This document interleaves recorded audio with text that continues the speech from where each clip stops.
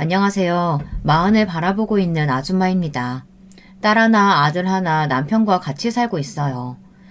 아침 준비를 하고 다 보내고 집안일을 끝내면 늘 적적하더라고요. 그래서 사연 채널을 듣게 됐습니다. 그러다 하루는 무슨 용기가 났는지 딸아이의 노트북을 빌려 제 이야기를 적게 됐어요. 적은 김에 아이들이 사연을 신청해보라고 해서 한번 보내봅니다.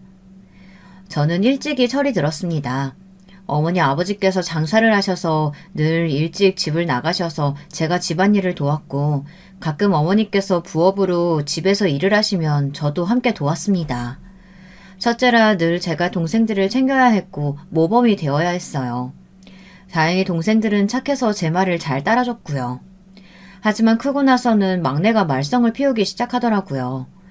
저희 집은 저를 포함 4자매와 어머니, 아버지, 할머니, 할아버지와 함께 살았는데 할머니, 할아버지는 편찮으셔서 저희 4자매가 돌봐드려야 했습니다. 막내는 이런 저희 집이 싫었는지 12살이 되던 해부터 삐뚤어지기 시작했습니다. 부모님도 포기할 만큼 일찍이 질풍노도의 시기를 겪었어요. 가족들과는 얘기를 하지 않았어요. 하지만 전 그런 동생을 기다려주고 바른 길로 가도록 도왔습니다. 괜히 뭐라고 했다가는 더 삐뚤어질 것 같아서 다독였습니다. 그래서 그런지 저와는 말을 했어요. 자주는 하지 않지만 제가 물어보면 대답을 해주더라고요. 하지만 괜찮아질 기미가 안 보였어요. 하지만 걱정과 달리 동생은 제 생각과는 달리 금방 정신을 차렸습니다. 제 동생이 15살이 되던 해 추운 겨울날 할머니 할아버지께서 돌아가셨습니다. 저희 할머니와 할아버지는 사이가 굉장히 좋으셨습니다. 할아버지는 치매가 심하셨는데 정신을 차릴 때마다 어느 순간부터 아버지께 같은 이야기만 하셨다고 했어요. 할매 죽는 거 보고 가련다. 네 엄니 내가 잘 데려갈 테니까 걱정 말고 니네들 잘 살 걱정해. 할아버지는 얼마 안 남았다는 걸 아셨을까요? 할머니가 돌아가시고 얼마 안 있다가 돌아가셨는데요. 저는 아버지가 그렇게 서럽게 우시는 건 처음 봤어요. 아버지가 우시는 걸 보고 저도 눈물이 났지만 참아야 한다는 생각에 꾹 참았습니다. 근데 막내가 그 모습을 보고 펑펑 울더라고요. 저는 막내를 안아줬습니다. 괜찮아. 언니, 미안해.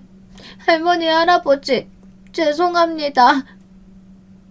막내도 내심 할머니, 할아버지를 걱정했나 봐요. 매번 이런 집구석 싫다고 소리치고 부모님 앞에서 할머니, 할아버지 언제 돌아가시냐고 보기 힘들다고 참 못된 말들을 많이 했었는데요. 막상 돌아가시니 죄송했나 봅니다. 그 이후 막내는 정신을 차리고 공부에 전념을 했습니다. 막내는 늘 제게 고맙다고 말했어요. 언니, 나 언니 덕분에 정신 차릴 수 있었다. 언니가 나 안아주지 않았으면 나도 삐뚤어졌을 거야. 고마워, 언니. 나 평생 언니한테 고마워할 거야. 나는 언제나 언니 편이니까 언니도 힘든 일 있으면 언제든지 말해. 할머니, 할아버지가 돌아가시고 저희 가족은 더 돈독해졌습니다. 그렇게 저희는 하나둘 부모님 곁을 떠나 독립을 했고 막내는 공부를 하고 저와 쌍둥이 동생들은 직장을 다녔습니다. 직장에서 처음 남편을 만났어요. 남편은 제 사수였는데 남편이 저를 꼬시더라고요. 제가 제일 싫어하는 능글맞은 성격이었는데요. 직장 사람들이 워낙 별로라 그런가 그런 남편이 다정해 보여 저도 모르게 빠지게 됐습니다. 결국 저희는 직장 사람들 모르게 연애를 시작했어요. 몇 년 연애 끝 프로포즈를 받아 결혼 약속을 하게 됐어요. 그리고 서로의 부모님께 허락을 받으러 갔는데요. 쉽지 않았습니다. 저희 어머니도 반대하시고 시부모님도 반대를 하시더라고요. 시부모님은 제가 그냥 마음에 안 드시는지 인사를 드릴 때부터 좋지 않게 봤어요. 어머니는 남편이 장남이라고 반대를 했고요. 시부모님이 반대하는 이유가 있었습니다. 저희 남편이 제일 늦게 결혼했는데 동서들은 다 의사라 괜찮은 조건을 가지고 있었거든요. 의사 며느리를 뒀다고 아주 자랑스럽게 생각하고 계셔서 장남에게도 기대를 했었는데 그게 저였으니 실망했지 않을까 싶습니다. 반대하는 결혼을 해야 하나 저희는 이 문제로 많이 다퉜습니다. 저는 이쯤에서 헤어지는 게 맞다고 이야기했고 남편은 부모님의 반대로 헤어질 수 없다며 저를 붙잡았습니다. 저희 남편은 어머니에게 무릎을 꿇고 빌었어요. 장모님, 걱정할 일 없게 하겠습니다. 한 번만 받아주십시오. 잘하겠습니다. 내가 왜 자네 장모인가? 어머니는 절대 안 된다고 못을 박았습니다. 저는 어쩔 수 없이 어머니를 붙잡고 무릎을 꿇었어요. 제발, 내가 엄마 속썩인 적 있어요? 없잖아. 결혼만큼은 내가 사랑하는 사람이랑 하면 안 될까? 결국 어머니는 결혼을 허락했습니다.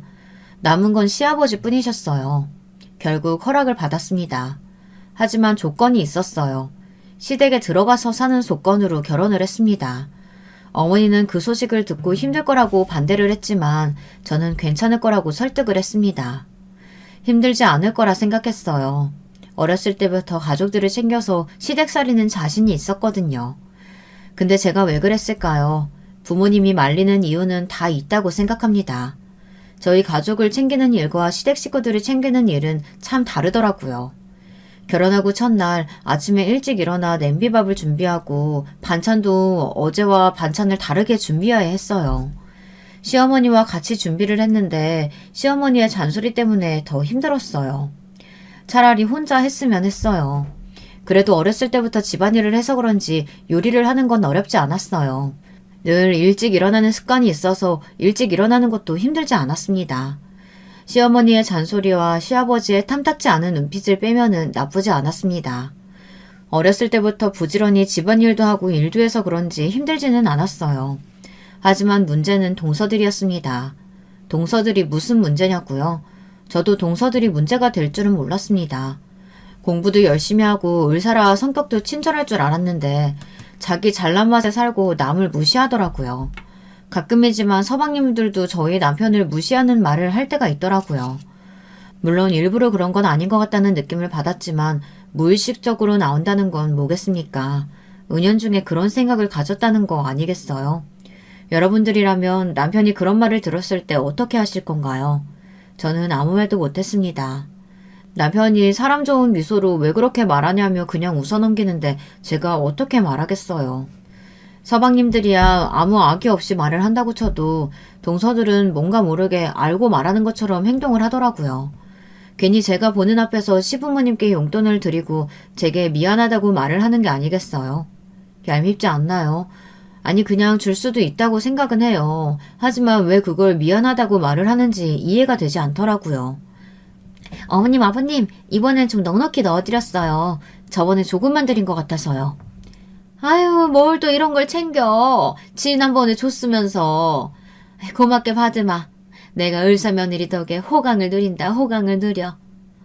에이, 저희가 한 게 뭐가 있다고요. 바빠서 용돈 드리는 것밖에 없는데요. 그렇게 치면 형님이 더 대단하시죠. 집안일도 도우시고 회사도 다니시고. 첫째야 바쁘지도 않고 빠듯한데 이렇게라도 일을 해야지. 대단하긴. 아휴, 나는 이만 좀 쉬러 가야겠다. 이렇게 보면 제가 그냥 예민한 사람처럼 보일 수도 있는데요. 동서는 늘 저를 한번 보고 용돈을 드리더라고요. 마치 자랑하는 것처럼요. 형님 죄송해요. 괜히 제가 형님 보이는 곳에서 들여가지고 어머님께 안 좋은 소리 듣고. 처음에는 괜히 동서들이 잘 나가서 혼자 질투를 해서 그렇게 느끼는 게 아닌가 생각을 했어요. 하지만 행동들을 보니 아닌 것 같다는 생각이 들었습니다. 그리고 가끔은 적이라는 호칭을 들은 적도 있었어요. 적이는 심하지 않나요? 이해해보려고 했습니다. 저를 형님으로 부르기 싫을 수도 있다고 생각은 하는데 그러면 호칭을 생략하고 그냥 말을 하면 되지 적이라고 부르니 기분이 나쁘더라고요. 그리고 교묘하게 반말도 섞어가며 말을 하는데 어찌나 얄밉던지. 보통 동서들이 다 그러는 건가요? 아니면 제가 별난 동서들을 만난 건가요? 하지만 시부모님의 사랑을 듬뿍 받는 동서들에게 뭐라고 할 수가 없었습니다. 그렇게 시댁살이를 하고 있었는데 남편까지 저를 속썩이더라고요. 남편은 점점 결혼 전 약속과는 다르게 행동했습니다. 결혼 전까지만 해도 많이 도와주겠다며 미안하다고 늘 저를 안아주고 다정하게 대해줬는데 어느 순간부터는 일이 힘들다며 먼저 누워버리지를 않나. 제가 힘들다고 얘기를 하면 한숨을 쉬는 건 기본이고요. 가끔은 자기도 힘들다고 그만 얘기했으면 좋겠다고 하더라고요. 그때는 회사 일이 바빠서 그런 거라고 생각했습니다.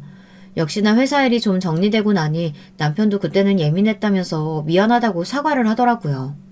그 일 때문에 자주 다퉈서 힘들었는데 남편의 사과로 저는 마음이 녹을 수밖에 없었습니다. 왜냐면 저희에게 축복이 왔고 남편과 괜히 다퉈봤자 좋을 건 없으니 넘어가기로 했어요. 남편도 반성을 하는 것 같기도 했으니 다시는 그러지 말라고 신신당부를 하고 넘어갔죠. 그런데 이런 다정한 남편이 그런 일을 저지를 거라고는 상상도 못했네요. 제가 임신을 하고 얼마 안 있어서 저는 일을 그만둘 수밖에 없어서 회사 일을 잘 몰랐어요. 남편은 계속 바쁜지 야근을 해야 했고 저는 마음이 쓰여서 시댁살이를 해서 피곤하지만 매일 야식을 직접 만들어줬습니다. 그런데 어느 날 웬일로 남편이 일찍 집에 들어왔더라고요. 남편이 씻고 있는데 남편의 핸드폰이 계속 울리는 거 아니겠어요? 처음에 보지는 않았지만 계속 울리니 궁금해서 슬쩍 봤습니다. 그런데 이게 무슨 일인가요? 여자 이름인 것처럼 보이는데 오늘 점심 맛있었다며 감사하다고 연락이 온 게 아니겠어요? 점심으로 무슨 유난인가 싶죠. 그날 점심은 뭐 먹었냐고 물어봤을 때 제가 아는 직원과 국밥을 먹었다고 했는데 저 여자는 파스타가 너무 맛있었다고 말했거든요. 남편이 왜 거짓말을 했는지는 모르겠지만 저는 떨린 손을 붙잡고 남편의 연락을 받습니다. 별 특별한 내용은 없지만 야근을 한다고 한 날 저녁을 같이 먹은 것 같았고 다정하게 연락을 주고받은 걸 다 봤어요. 저는 너무 속이 울렁거리고 심장이 떨려서 침대에 들어가서 이불 속에서 숨죽이고 울었습니다. 그런 남편은 씻고 나와서 이불 속에 들어가서 저를 안고 오늘도 수고했다고 말했어요. 그런데 제가 울고 있으니 남편은 놀라서 무슨 일이냐고 물어봤어요. 그때 얼마나 가증스럽던지 저는 모르겠냐고 물어봤어요. 남편은 당황해서 말을 더듬더라고요. 당신 오늘 점심 국밥 먹었다며. 연락 봤어? 아니 그게 아니라 그냥 괜히 모르는 사람이랑 레스토랑 가면 좀 이상하게 볼까봐. 신입인데 내가 좀 잘 못해줘서 먹고 싶은 거 있으면 말하라고 했는데 그래서 걔가 거기 가고 싶다고 해서 간 거야. 레스토랑? 파스타 먹으러 레스토랑까지 예약해서 갔어? 그것도 여자랑? 그냥 파스타를 먹은 것도 아니고 예약을 하고 갔다는 거에 또 한 번 믿을 수가 없었습니다. 저희의 싸움 소리를 들었는지 시어머니가 저희 방에 와서 왜 이렇게 소란스럽냐고 물어봤어요. 저희는 아무것도 아니라고 얘기했지만 제가 울고 있는 걸 본 시어머니는 무슨 일이 있다는 걸 눈치채시고 제게 말했습니다. 무슨 일 없기는. 그러면 울기는 왜 울어? 처음에는 시어머니에게 감동받았습니다. 저를 구박해도 걱정이 돼서 그런 말을 하는 거구나 싶었어요. 하지만 역시나 기대한 제가 바보였습니다. 너 내가 괴롭힌다고 울면서 말한 거 아니니? 에이, 고양 것. 아무것도 없는 애 데리고 살아주는 것도 모르고. 제가 잘못한 것도 아니고 남편이 잘못해서 이렇게 됐는데 남의 속도 모르고 제게 그런 말을 하니 화가 났습니다. 하지만 아직 확실하지도 않으니 괜히 말을 함부로 했다가는 일이 커질 것 같아 아무런 대꾸를 하지 않았어요. 정말 바보 같지 않나요? 어머니 그런 거 아니니까 걱정 말고 들어가서 쉬세요. 시어머니는 남편의 말을 듣고 탐탁치 않은 눈빛으로 저를 한번 쳐다보고는 방으로 들어갔습니다. 그리고는 저는 남편에게 이야기를 했어요. 바람났어? 왜? 내가 못나서? 그런 거 아니라니까. 바람은 무슨. 남편은 끝까지 잡아떼더라고요. 그날 저는 잠을 잘 수가 없었어요. 그 다음날 저는 점심시간에 맞춰서 회사로 찾아갔어요. 그때 남편이 어떤 여자와 카페에 있는 걸 봤는데요. 보기에는 그리 친해 보이지 않았고 다행히 다른 사람도 같이 있는 것 같아 괜히 제가 오해를 한 거 아닌가 싶었습니다. 하지만 그리고 일주일 후 또 연락이 계속 오더라고요. 그래서 확인을 하려고 했는데 비밀번호가 걸려있는 게 아니겠어요? 그 이후에 비밀번호를 걸었다고 하면 뭔가 이상하지 않나요? 찔리는 게 있으니 비밀번호를 걸어뒀다고 생각이 들지 않으시나요? 결국 전 또 남편에게 따졌습니다. 오히려 남편은 한숨을 쉬며 이야기를 하더라고요. 왜? 바람났으면 이혼이라도 하게? 지금 인정하는 거야? 아니, 그냥 물어보는 거잖아. 나 바람 같은 거 안 피워. 그냥 됐다. 왜? 왜 뭐가 됐다는 건데? 아니 뭐 진짜 뭐 문제 있어? 나 실은 회사 찾아갔었어. 뭐? 당신 하다하다 회사까지 찾아오고 참 대단하다. 남편은 저를 비꼬기 시작했어요. 그래. 그러니까 그냥 솔직하게 말해. 내가 어머님, 아버님한테 말하기 전에. 아니면 당신 말대로 이혼해야지 뭐. 뭐? 말이 너무 심한 거 아니야? 이혼이란 말이 그렇게 쉽게 나오냐? 이혼은 당신이 먼저 말했어. 그건 그냥 하는 말이지. 왜 그렇게 꼬아서 들어? 저희는 그렇게 싸움이 계속됐고 결국 지쳐서 잠에 들고 말았어요. 저희는 며칠 동안 말을 하지 않았습니다.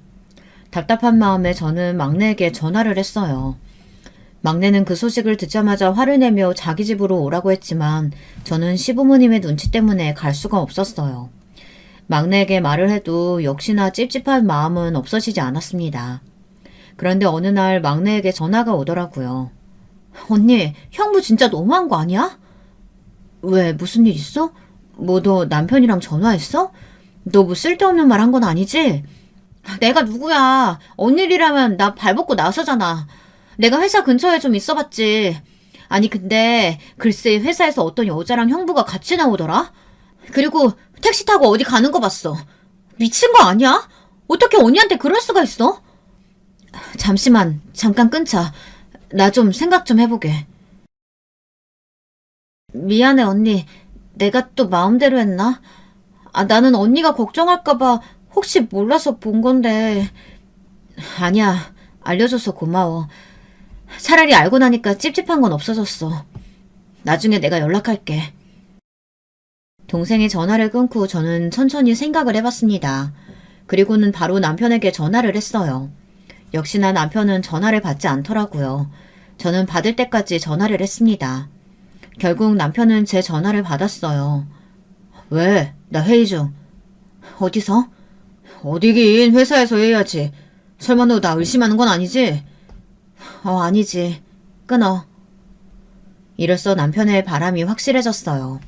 그렇지 않고서야 거짓말을 할 리가 없잖아요. 안 그런가요? 저는 우선 집에 올 때까지 기다렸습니다. 남편은 9시가 좀 넘어서 집에 왔어요. 당신은 회사가 밖에 있나 봐. 택시 타고 그 여자랑 어디 갔니? 재밌어? 사람 놀리니까? 무슨 소리야. 회의했다니까. 막내가 당신 어떤 여자랑 택시 타고 가는 거 봤대. 나한테 전화 왔어. 그럼 막내가 나한테 거짓말한 거니? 미쳤다고 막내가 나한테 그런 거짓말을 해? 한 번만 더 그러면 어머님 아버님한테 말할 줄 알아. 남편은 화를 낼 줄 알았는데 제 말을 듣고 그 순간 바로 무릎을 꿇었습니다. 처음엔 남편의 반응 때문에 당황했어요. 남편은 다시는 그러지 않겠다고 말하면서 잘못했다고 말했습니다. 저는 고민을 했어요. 지금 아이도 있고 한 번인데 이 정도는 용서를 해야 저도 잘 살 수 있지 않을까 생각을 했어요. 여러분 같으면 어떻게 할 것 같나요? 참고 살 수 있으신가요? 아니면 이혼을 할 건가요? 저는 아이를 생각해서 이혼은 아직 아니라고 생각했습니다. 나중에 또 바람나면 그때는 참을 수 없겠지만 이번이 처음이니 저는 넘어가기로 했어요. 그리고 한 번만 더 그러면 시부모님께 말을 한다고 했죠. 시부모님은 재혼을 하셨는데 서로의 아내와 남편이 바람나서 이혼을 했다고 들었거든요. 그래서 시부모님은 바람을 극도로 싫어한다는 사실을 알고 있었습니다. 남편이 바람났다는 걸 아는 순간 아무것도 없이 쫓겨날 겁니다. 그럼에도 불구하고 제가 시부모님께 아직 말을 못한 건 쫓겨난다면 틀림없이 저도 아무것도 없이 나가게 할 게 분명해서 말을 못했던 겁니다. 장손이라고 집에 살면서 이것저것 해줬는데 바람 피운 걸 아는 순간 모든 지원을 끊을 게 틀림없었어요. 그 이후로 그 여자를 정리했는지 일찍 집에 들어오고 핸드폰 비밀번호도 없앴더라고요.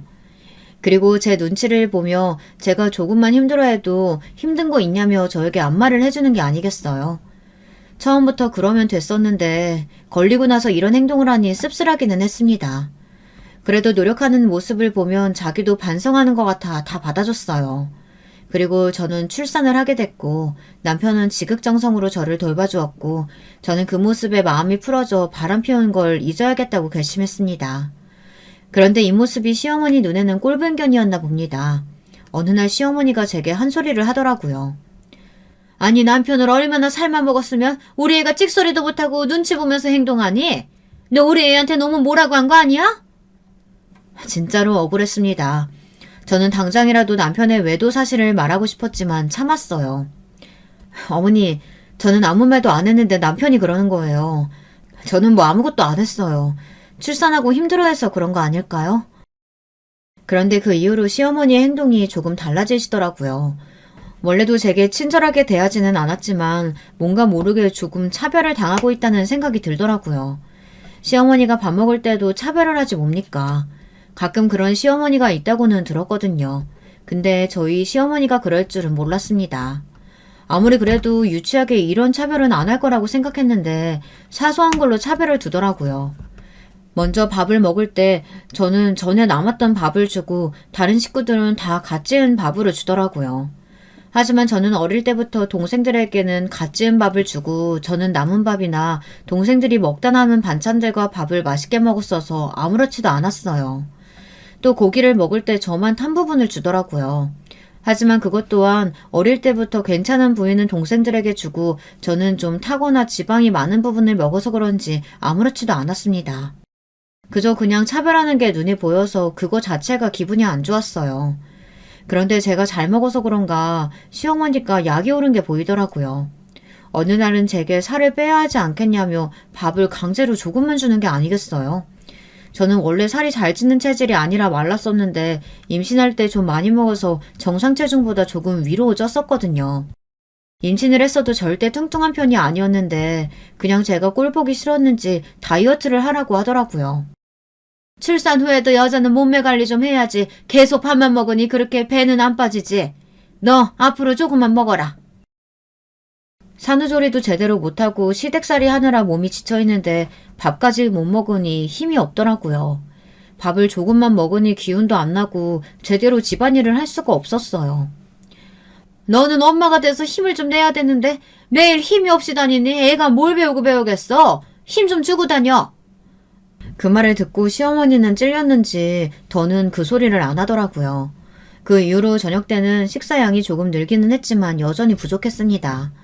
그런데 그 덕에 남편이 맛있는 간식들을 사오기 시작하더라고요.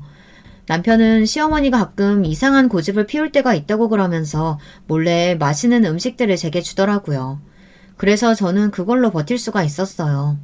하지만 매번 간식으로만 버틸 수 있는 게 아니잖아요. 매번 밥은 조금 먹지 야식 먹고 바로 잠을 자야 하니 위가 좋을 리가 있겠습니까? 몸이 너무 안 좋아져서 저는 앓기 시작했어요. 그래서 아무것도 못하고 침대에서 일어날 수가 없었어요. 미안해서 그런지 아니면 자기가 집안일을 하기 싫어서 그런지 어머니가 죽을 끓여다 주더라고요. 얘가 비실비실해서는 나 원참 이거 먹고 얼른 정신 차리거라. 그 이후 어머니는 제게 살 빼라는 이야기를 하지 않으셨어요. 시어머니가 얄밉기는 했지만 이 정도는 괜찮았고 그 덕에 남편이 저를 더 잘 챙기는 계기가 돼서 나쁘지만은 않다고 생각했습니다. 그 이후로도 조금씩 제게 차별을 했지만 원래 제가 무던한 성격이라 그런지 참고 넘길 수 있었어요. 하지만 저희 어머니가 볼 때는 속상하셨는지 오랜만에 친정 식구들을 보러 갔을 땐 어머니 아버지가 힘들면 바로 연락하고 친정으로 오라고 저를 꼭 안아주셨어요. 그리고는 어머니가 남편을 노려보며 꼭 끝까지 잘 책임져야 한다며 잔소리를 했습니다. 든든한 가족 덕에 저는 힘이 났습니다. 그리고 쌍둥이 동생들은 막내에게 들었는지 남편을 볼 때 노려보며 제게 잘하라며 자기들이 지켜보고 있다고 하지 뭡니까. 그 모습이 너무 귀여워서 제 동생들이 더 사랑스럽게 느껴졌어요. 그래서 그런가 남편은 친정 식구들에게 아주 잘해줬습니다. 물론 자기가 잘못한 게 있으니 그렇겠죠. 원래는 능글맞은 사람이라 눈치 같은 거 잘 보지 않고 잘 피해가며 사는 사람인데 그 일 이후 눈치를 보는 게 조금 짠하기도 하더라고요. 제가 남편을 좋아해서 그런 걸까요? 여러분은 어떻게 생각하시나요? 바람피운 남편이 반성하며 눈치 보며 사는 모습이 짠하지 않나요? 남편이 정말 잘해주기는 했거든요. 그래서 시댁살이가 힘들어도 참고 살 수 있기도 했고요. 제가 남편 이야기와 시어머니 얘기를 너무 했던 것 같네요. 이제는 시아버지 이야기도 좀 해보려고요. 시어머니가 제게 차별을 한다고 말씀드렸죠. 시아버지는 한결같이 저를 못마땅해 하게 생각하는 것 같았습니다. 그래서 제게 말을 잘 거시지도 않았죠. 그냥 제가 뭘 하는지 지켜보기만 하고 가끔 하시는 말이라고는 이거 치워라, 국이 짜다, 반찬이 싱겁다 이런 말 정도였습니다. 동서들에게는 일이 힘든지 안 힘든지, 요즘 애 키우는 건 어떤지 이런 것도 물어보시면서 제게는 잔소리만 하셨어요. 그런데 시아버지가 제게 조금 마음을 여는 날이 온 겁니다. 계기는 그리 좋은 성과는 아니었어요. 시아버지가 갑자기 쓰러지셨기 때문이에요. 쓰러지신 것 덕분에 시아버지는 저에게 마음을 열기 시작했습니다. 사건은 이랬습니다. 어느 주말에 있었던 일입니다. 가족들끼리 밥을 먹고 과일을 먹는데 시아버지 안색이 그리 좋지는 않더라고요. 그러면서 심장을 부여잡으며 숨을 가파르게 쉬고 계시는 겁니다. 식은땀을 흘리며 힘겨워하고 계셨습니다. 시어머니는 놀라셔서 울며 구급차를 불러야 한다고 했지만 시아버지는 괜찮을 거라고 체한 것 같다고 말씀하셨어요. 하지만 제가 보기에는 좋지 않은 것 같아 제가 119에 전화를 했습니다. 남편과 시아버지도 괜찮다고 저를 말렸지만 들리지 않았어요. 갑자기 할머니 할아버지가 생각나서 그런지 저는 단호하게 구급차를 불렀습니다. 무슨 일이 있는지 없는지는 나중에 알게 되겠죠. 일단 검사 받고 오세요. 그냥 체한 거 그렇게 유난스럽게 구급차까지 부르고 내가 아프다고 다 소문낼 셈이냐? 그 와중에도 시아버지는 제게 혼을 내시는 게 뭡니까? 하지만 서운한 것보다는 점점 안색이 안 좋아지시는 시아버지가 괜찮아지셨으면 좋겠다는 생각이 가득했습니다. 구급차가 오고 시아버지는 병원으로 갔어요. 그 뒤 조금만 더 늦었으면 안 좋았을 거라고 심근경색이라고 하지 않겠어요. 정말 다행이지 않나요? 시아버지의 말만 들었으면 시아버지를 못 볼 수도 있다는 생각에 가슴이 철렁했습니다. 그 이후로 저는 시아버지의 건강을 체크하며 시아버지를 돌봤습니다. 처음에는 툴툴거리며 뭐 이런 것까지 하냐며 화를 내셨지만 내심 좋으셨는지 제가 말하는 건 다 따라주시더라고요. 서방님들에게도 이야기하자 동서들은 오지 못했고 서방님들이 동서들이 줬다며 용돈을 드리더군요. 근데 조금 이상했습니다. 평소 같으면 역시 우리 의사며느리가 최고다 이러면서 웃으실 텐데 처음으로 동서들에게 뭐라고 하더라고요. 시애비가 아프다면 좀 얼굴이라도 비춰야 하는 게 맞는 거 아니냐? 고얀 것들. 아버지, 무슨 말씀을 그렇게 하세요. 언제는 최고라면서. 바쁘니까 그렇죠. 좀 봐주세요. 첫째 봐라. 내 몸 생각해서 몸에 좋은 음식만 하고 지극정성으로 챙기고 있는데 딸랑 용돈이나 보내고. 아휴. 이게 무슨 일인가요? 시아버지가 제 칭찬을 하고 동서들을 나무라는 게 아니겠어요? 시어머니는 그걸 듣고 그러지 말라며 애들도 바쁘니 그런 거 아니겠냐며 동서편을 들었어요. 그래요. 형수님은 일도 안 나가시니 이런 거라도 해야죠. 너는 윗사람한테 그게 무슨 말버릇이냐? 시아버지의 마음에 쏙 드러나 봅니다. 이제 저를 챙기기 시작했어요. 기분이 이상했습니다. 시어머니도 시아버지를 이상하게 쳐다보는 거 아니겠어요? 모든 식구들이 시아버지를 의아하게 쳐다봤습니다. 그런 시아버지는 민망했는지 방으로 곧장 들어가시더라고요. 그런데 그때 한순간 그랬던 것 같습니다. 그 이후 시아버지는 다시 제게 말 한마디도 안 하시고 잔소리만 하시더라고요. 그래도 잠시 시아버지의 따뜻한 모습을 본 저는 만족했어요. 제가 너무 바보 같은가요? 하지만 제가 둘째를 임신하고 나서 조금 달라진 게 보였습니다. 제게 힘들지 않냐고 물어보더군요. 그런데 시아버지께서 깜빡깜빡하는 모습이 보이기 시작했어요. 제가 남편에게 이야기하자 남편도 요즘 느낀다면서 병원에 가야 할 것 같다고 했어요. 시아버지는 치매 진단을 받으셨고 하루하루 안 좋아지셨습니다. 시어머니는 그 이후로 마음이 좋지 못하셨는지 매일 누워 계셨고 저는 시아버지, 시어머니 두 분 다 모셔야 했어요. 시어머니는 시아버지의 치매 소식으로 마음의 병을 얻으셨어요. 오히려 저는 잔소리하는 두 분이 그리웠습니다. 시간이 흘러 저는 둘째를 출산하게 됐고 남편이 슬슬 따로 사는 게 어떻겠냐고 말했습니다. 하지만 저는 거절했어요. 두 분 다 아프신데 제가 있어야 할 것 같다고 말했습니다. 제가 워낙 어렸을 때부터 가족을 돌봐서 그런지 마음에 밟히더라고요. 남편은 시아버지를 요양병원에 보내면 되지 않겠냐며 말을 하고 저는 반대를 했습니다. 참 이상한 상황 아닌가요? 친자식은 요양병원에 보내자고 하고 며느리가 반대하는 상황이라니. 저도 참 이상합니다. 시아버지의 치매는 생각보다 심하지 않았지만 뭐를 먹었는지 가끔 잊기라도 한 듯 계속 배가 고프다며 제게 음식을 만들어 오라고 하셨어요. 그럴 때마다 저는 방금 밥을 먹었다고 말하고는 시아버지는 화를 내며 자기를 바보로 아냐며 그러면 왜 배가 고프냐고 화를 내셨죠. 그런 모습을 보며 시어머니는 눈물을 훔치며 제게 잔소리를 했습니다. 시어머니의 마음은 알지만 계속 먹다 보면 속도 안 좋아지고 매일 먹고 누우시고 그래서 건강이 더 악화될 수 있는데 할 수 없이 저는 속 편한 음식으로 6개를 만들고 있었습니다. 매번 이런 일상이 반복되고 있었어요. 그리고 오랜만에 큰 사건이 일어나고 말았습니다. 그 일로 저는 크게 놀라고 말았어요. 시댁에 살면서 제일 놀라운 순간이었어요. 시아버지의 생신 때 일이었습니다. 저는 저희가 먹을 음식을 준비하고 있었어요. 그런데 하필이면 둘째가 열이 나서 병원에 가야 하는 거 아니겠어요? 동서들은 바빠서 늦게 온다고 하시고 시어머니는 힘들다고 누워 계시고 남편은 일 때문에 잠깐 회사에 나가서 저 혼자 준비를 해야 했습니다. 저는 어쩔 수 없이 시어머니께 말씀드리고 병원에 갔습니다. 둘째가 열이 심해서 예민해졌습니다.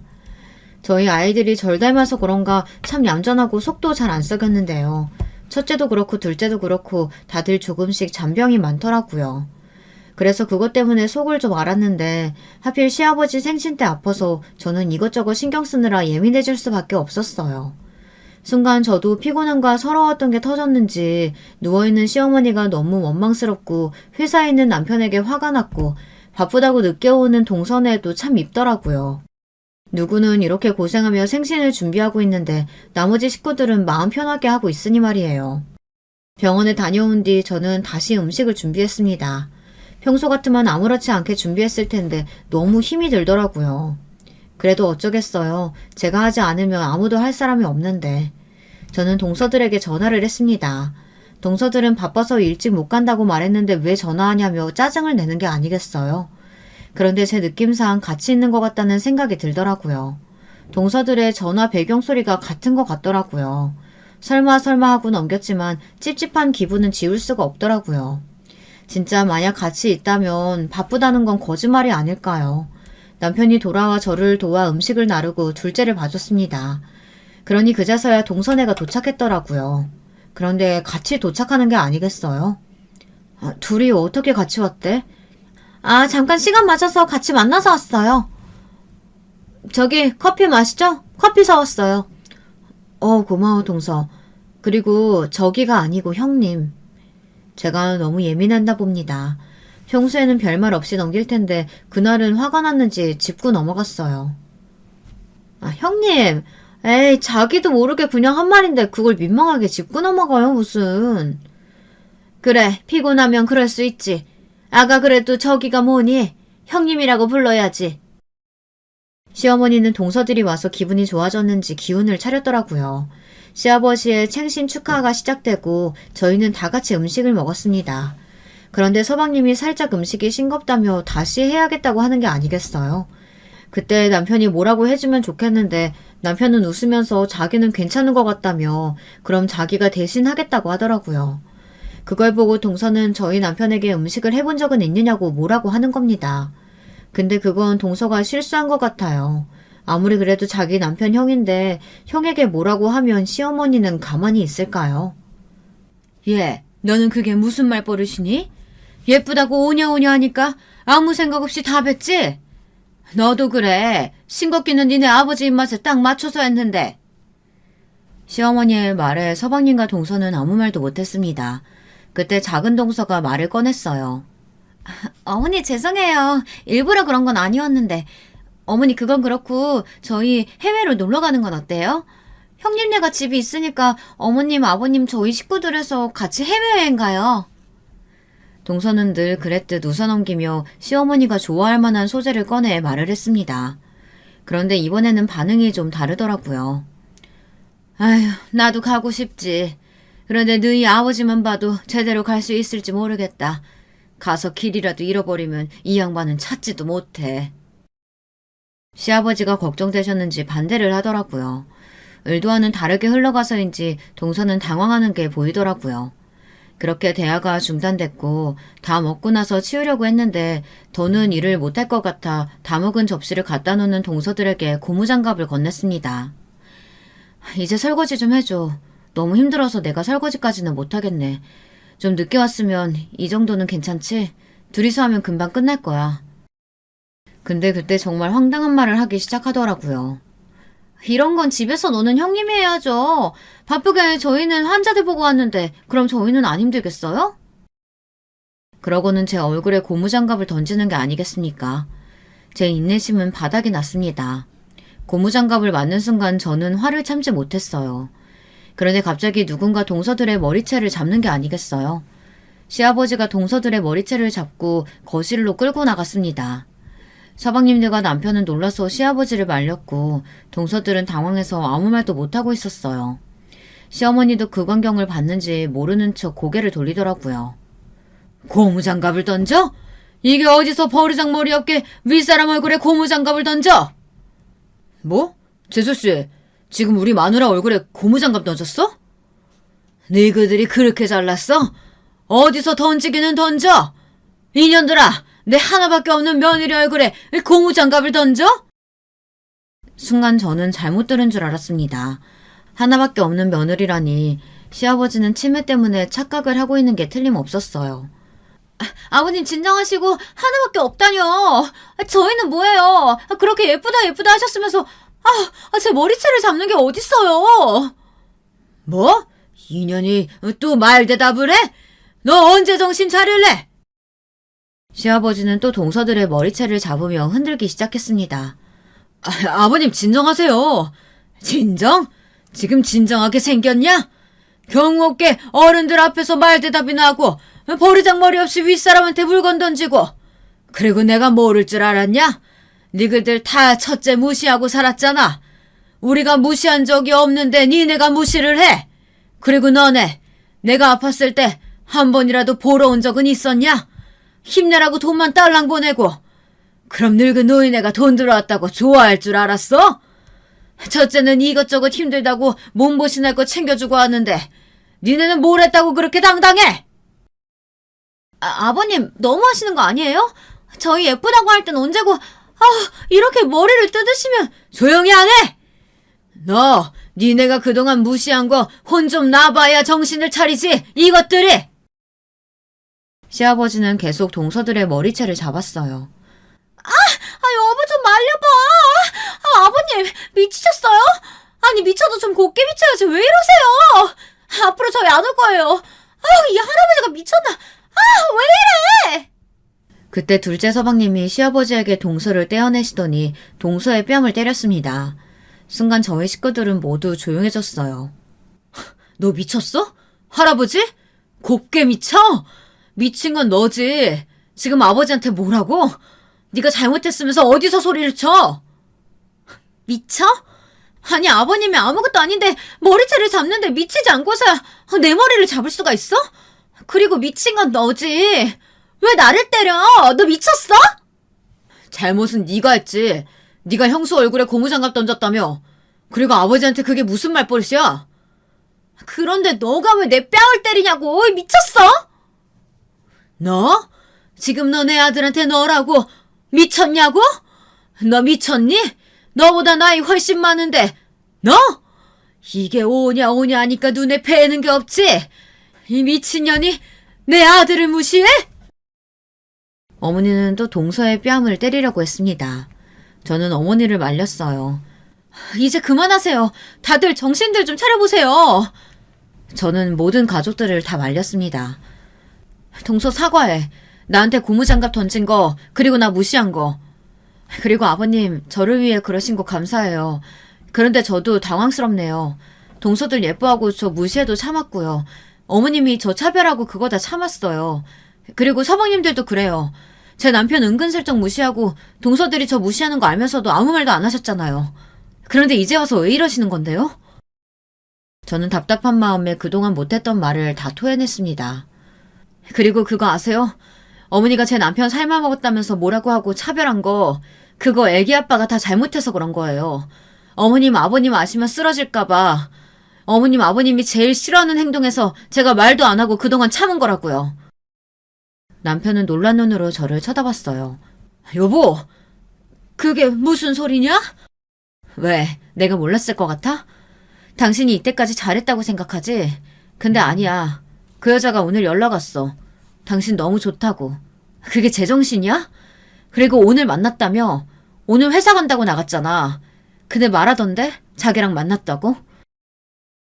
이놈이, 너 이 자식이, 아이고, 너 바람났어? 이놈아, 지 애미애비가 그렇게 싫어하는 행동을 하고 내가 누누이 말했건만. 그래요. 병원에 있을 때 그 여자에게서 연락이 왔습니다. 저희 남편을 너무 좋아해서 염치불구하고 연락을 한다며 헤어지면 안 되겠느냐고 연락이 오는 게 아니겠습니까? 제가 너무 화가 나서 그 사람과 전화를 했고 그 여자 말로는 이랬습니다. 자기가 너무 좋아해서 오늘 불렀다고 협박을 했다고 했어요. 죽을 거라고 말을 했더니 남편이 자기를 보러 와줬다며 남편은 아무 잘못이 없다고 말하면서 저만 없으면 남편도 마음을 열어서 서로 사랑을 할 것 같다고 말하더라고요. 정말 염치 없고 뻔뻔하지 않습니까?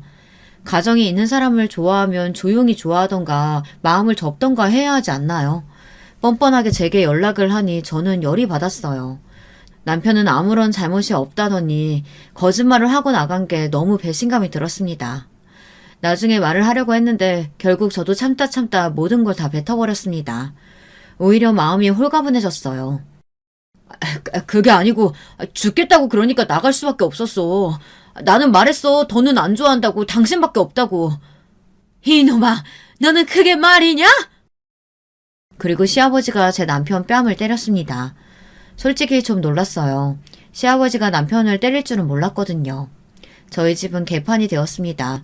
아이들은 처음부터 놀라 방으로 피해 있었고 저희는 때리고 말리고 욕이 날아가고 아주 난리가 났었어요. 저의 폭탄 발언 때문에 집 분위기는 조용해졌습니다. 미안하다. 네가 고생했네. 미안하다. 용서해다오. 시아버지와 시어머니는 저에게 사과를 했습니다. 저는 조용히 눈물을 훔쳤어요. 그렇게 저희 일은 마무리가 됐어요. 동서들은 어떻게 됐냐고요? 결국 저에게 사과는 하지 않았어요. 둘째 작은 동선에는 별거에 들어가서 서방님과 저희 식구와 함께 살게 됐고요. 남편은 그 이후로 더욱 눈치를 보며 살았습니다. 그리고 시부모님은 저를 지극정성으로 아끼며 제게 잘해주셨어요. 하나밖에 없는 참한 며느리라고 사람들에게 칭찬을 하며 저를 아껴주셨죠. 잘됐지만 조금 씁쓸하더라고요. 힘들지 않을 수가 없었어요. 그래서 막내에게 이 힘든 일을 다 털어뒀습니다. 막내는 화를 내며 뭐 그런 사람들이 다 있냐고 어디서 일을 하냐고 물어보더라고요. 자기가 한 소리 하겠다고 하지 뭡니까? 막내도 의사거든요. 막내의 남자친구도 의사인데 남자친구의 후배가 작은 동서이지 뭐겠어요. 세상 참 좁지 않나요? 막내가 남자친구에게 부탁을 했나 봅니다. 막내는 성격이 불같아서 동서와 직접 만났고 한 소리를 했다고 했어요. 웃기지 않나요? 막내가 제게 이렇게 말하더라고요. 자기 앞에서는 찍소리도 못했다면서 그러더군요. 아니 내가 오빠한테 부탁했지. 처음에는 오빠도 자기 후배인데 좀 그렇다고 말했는데 내가 얘기를 했거든. 그랬더니 오빠도 화난다면서 무슨 그런 싸가지가 다 있냐고 바로 전화를 하더라고. 전화를 받을 때 어찌나 착하게 얘기를 하던지. 참 그래서 내가 만날 수 있냐고 물어봤는데 친절하게 네 당연하죠 언니 얘기 많이 들었어요 이러면서 막 알랑방귀를 끄는 거야. 너도 참 대단하다. 그걸 어떻게 만날 생각을 했대? 언니 내가 뭐라고 했어? 언니 일이면 무슨 일이든 다 내 일처럼. 어쨌든 그래서 만났는데 글쎄 어찌나 착한 척을 하던지. 그래서 내가 언니 동생이라고 하니까 당황해서는 잘못했다고 하는 거야. 진작 그러지. 아마 언니한테 전화 갈 거야. 막내가 참 든든했습니다. 작은 아이가 언제 이렇게 커서 저의 버팀목이 됐나 싶더라고요. 그리고 며칠 뒤 작은 동서에게 전화가 왔습니다. 여보세요? 작은 동서는 말이 없었습니다. 사과하는 게 정말 싫었겠죠. 하지만 어쩔 수 없이 해야 하니 말이 안 나왔을 수 있지 않겠어요? 왜 전화했는데? 형님, 죄송해요. 그런 행동 하면 안 됐었는데 죄송합니다. 이제 와서 사과하는 이유가 있을까? 억지로 하는 거지. 그래도 사과는 했으니까 넘어갈게. 그리고 앞으로 우리 보지 말자. 앞으로 애들도 맡기지 마. 나는 봐줄 생각 없으니까. 다른 사람한테 맡겨. 아니 형님 잘못했어요. 저는 부모님도 안 계시는데 누구 봐줄 사람이 없단 말이에요. 가끔 동선에 아이들을 봐준 적이 있는데 동서의 행동을 보고 더는 해주기가 싫더라고요. 그래서 저는 이번 기회에 단호하게 말했습니다. 그건 동선의 사정이고 나도 나 무시하는 사람 만나기 싫어. 이젠 어머님도 안 봐주신다고 하지? 그러게 왜 그런 행동을 했어? 나중에 다 자기한테 돌아올걸.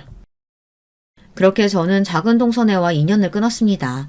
이제 더는 힘들게 시댁살이를 하지도 않았고 동서들의 무시도 없었어요. 편안하게 살았어요. 그리고 얼마 안 가 시아버지가 돌아가셨습니다. 돌아가신 뒤로는 시어머니가 저에게 고생 많았다고 이제는 따로 나가 살라며 집을 해주셨어요. 그래서 저희는 몇십 년 만에 저희 집이 생겼습니다. 아이들도 남편의 외도 사실을 알고 많이 힘들어했습니다. 남편은 그걸 알았는지 아이들에게까지 가서 앞으로는 그러지 않을 거라며 저희 가족이 정말 소중하다며 울고불고 용서를 구했습니다. 아이들은 저를 닮아 어릴 때부터 철이 일찍 들어 아빠를 용서한다며 대신 엄마를 울리면 아빠고 뭐고 없다면서 장난을 치더라고요. 남편도 그게 너무 고맙고 예쁜지 아이들에게 한없이 다정하게 대해주며 친구들 사이에서는 다정한 아빠로 불릴 만큼 잘해줬습니다. 마지막에는 그래도 행복하게 끝나서 다행이지 않나요? 앞으로 저는 당하지 않고 살 거고 아이들과 저희 남편과 행복하게 살 생각입니다. 여러분은 저처럼 참지 마시고 사세요. 그럼 이야기 들어주셔서 감사합니다. 행복한 하루 보내세요. 안녕하세요. 저는 지방에 거주하고 있는 60대 여자입니다. 이런 사연은 텔레비전에 나오는 드라마에서나 나오는 일인 줄 알았는데 저한테 일어날 줄은 몰랐어요. 한동안 너무 충격을 받아 주위에 말하지도 못하고 혼자 알았는데 용기 내어 주위에 알렸더니 생각보다 또 이런 경우가 종종 있어서 더 놀랐습니다. 하지만 그래도 저는 제 인생에 이런 일이 일어날 줄은 몰랐기 때문에 충격이 컸는데 이 사연을 딸이 제보하자고 해서 제보하게 됐어요. 어디서부터 말해야 할까 고민했는데 제 사연을 본격적으로 알리기 전에 미리 제 가정환경과 결혼 생활에 관해 설명하고 시작하겠습니다. 그래야 이해가 더 빠를 테니까요. 우선 저는 지방에 있는 광역시에서 태어났습니다.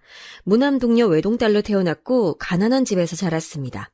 물론 우리 세대가 다 그렇듯 부유하게 살았던 사람이 더 적다는 것은 알지만 제 경우는 더 그랬어요.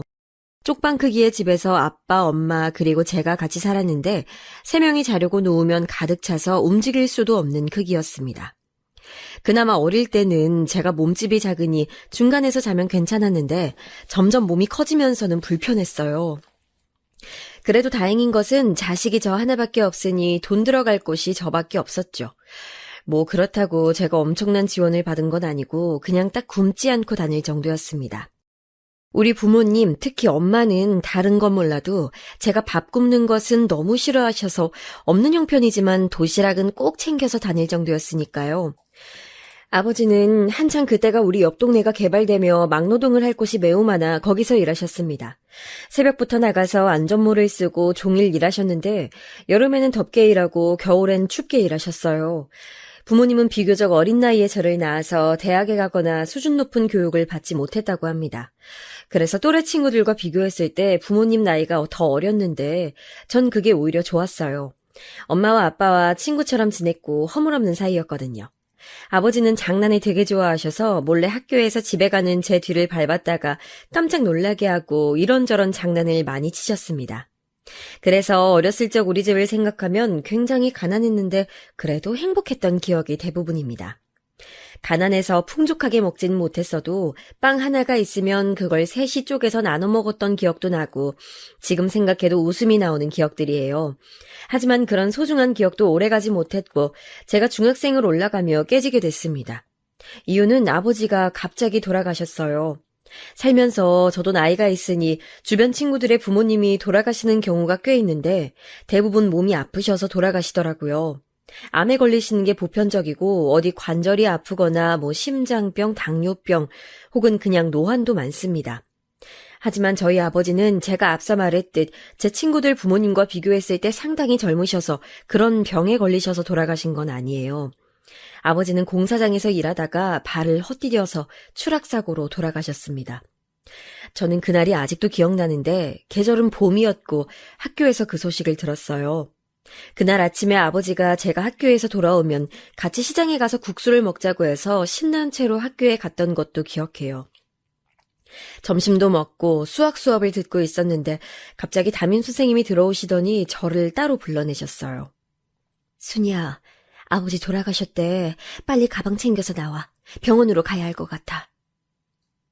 젊은 여자 선생님이었는데 선생님은 당신이 더 괴로워하시며 그 말을 전달하셨습니다. 어떤 정신으로 가방을 다 챙겼는지 모르겠는데 병원에 도착하니 엄마가 바닥에 주저앉아 허망하게 있으셨어요.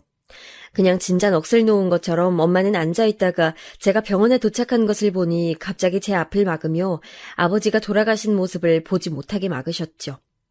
그런 엄마를 막고 억지로 흰색 천을 들어 아버지 얼굴을 봤는데 아직도 그 얼굴이 생생합니다.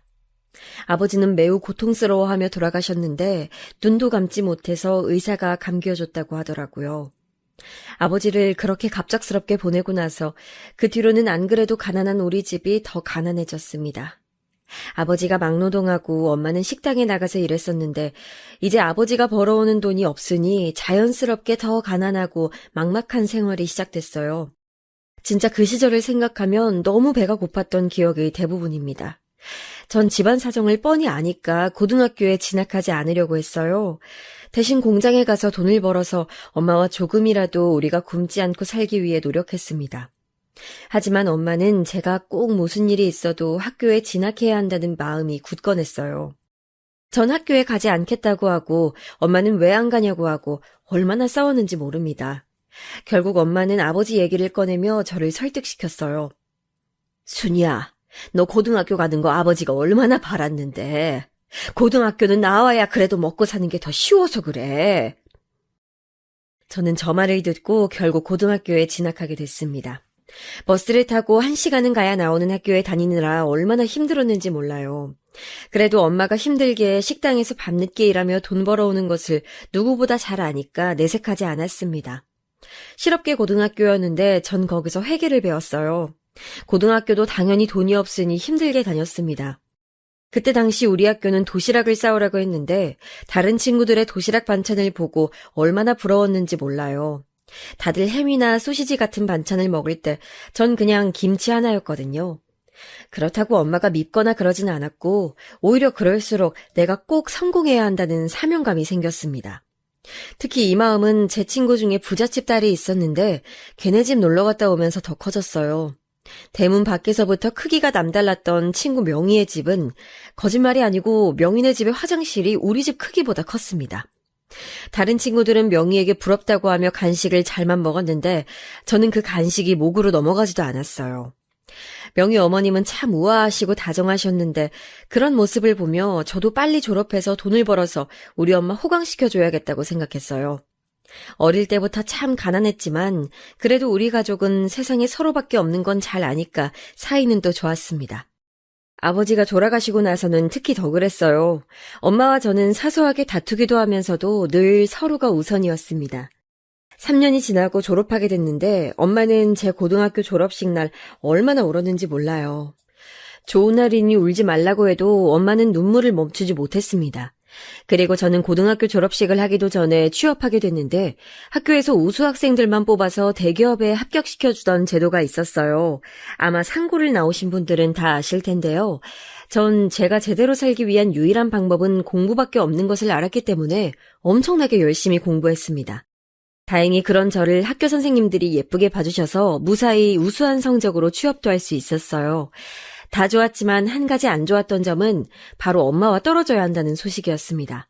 제가 태어났던 곳도 광역시라 발달이 더딘 건 아니었는데 합격한 회사는 서울에 있었기 때문에 저는 홀로 서울로 가게 됐어요.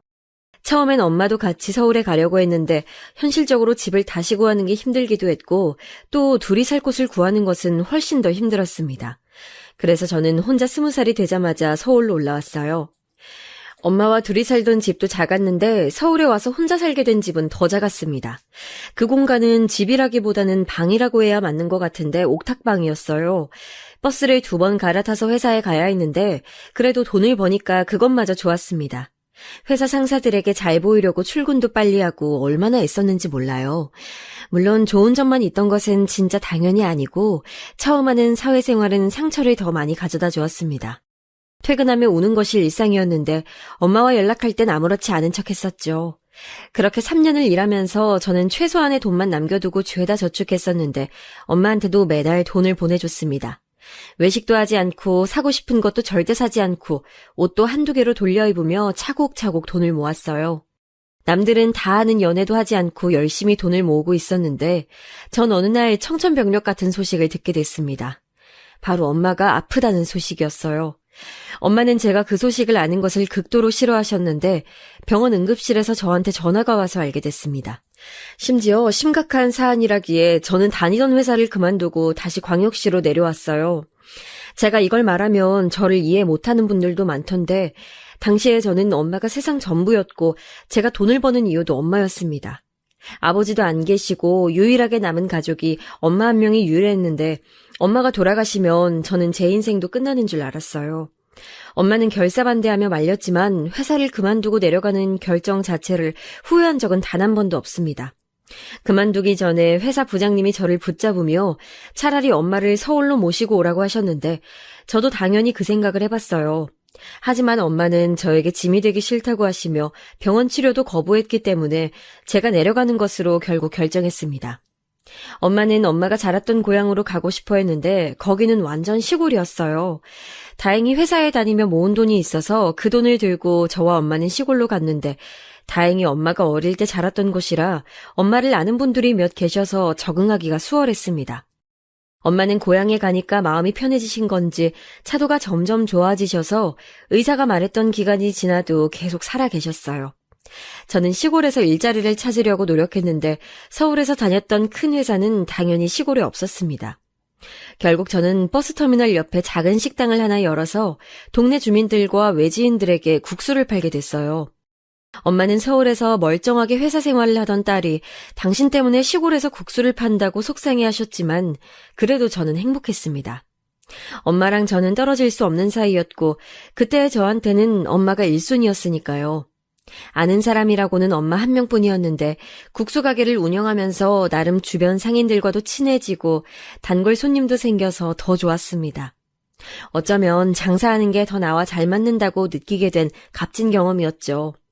그렇게 한 1년 정도 일했을까요? 아침부터 비가 많이 와서 오늘 장사가 과연 잘 될지 의심하며 가게 문을 열었던 날입니다. 그 전날에 엄마를 데리고 광역시에 있던 병원에 다녀오느라 가게 문을 닫았기 때문에 그날은 꼭 열어야 했어요.